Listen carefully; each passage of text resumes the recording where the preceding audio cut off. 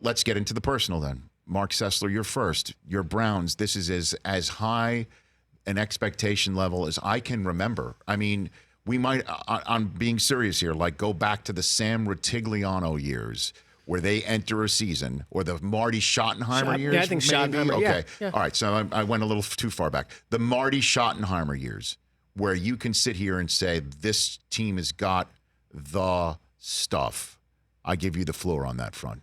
It has been a surreal, dream-like offseason, because if you're a Browns fan, and I'm 45, and so I lived through those Schottenheimer years where you ride the roller coaster of the wonderful regular season that ended in the drive, the fumble, and then a third sort of figureless AFC championship where they just got wiped out by Elway and the Broncos a third time.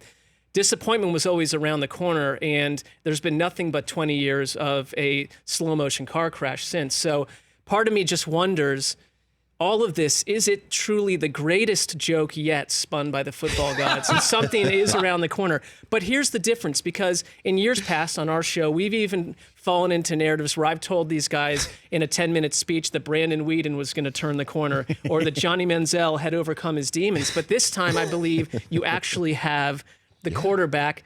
Offensive line issues or not, because I think he's well equipped to deal with offensive line issues, and the weapons around him to be that Cleveland quarterback they've waited for since Bernie Kosar.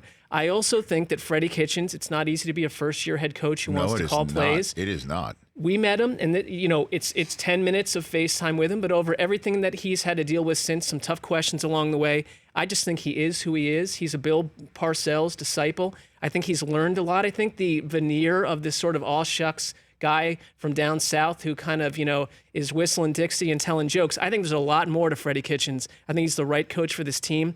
Their practices during training camp were the most physical they've had in 20 years. And they've needed that. That was not the case under Hugh Jackson. Those are patty cake practices. So for me, I think they're going in with a fight spirit. I think they believe in themselves. And that's where the belief comes from. But there's still a part of me that thinks, when does the curtain lift? And the joke is on me once again. I just can't help but think that. No, don't worry. We'll talk about Trapdoors opening with the Jet fan in a second. Okay.